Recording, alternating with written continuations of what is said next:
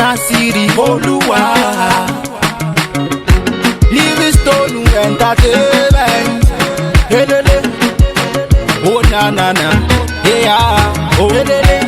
If you love testimony, Baba mi buga o. They want destroy my life, but you think not out. From beginning to the end, I okay not out.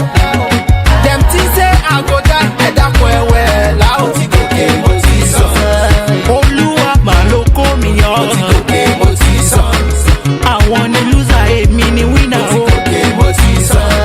Ori mi maloko mi yo. I want to lose, I mean the winner. In case you never know, ojú ti tọ̀ọ̀tá o. Àwọn arónípín ń bínú torí pé mo jọ ọ̀gá o. What God has blessed, no man can curse. Ẹni Ọlọ́run mú gbéga kò sẹ́ni tó lè bá o.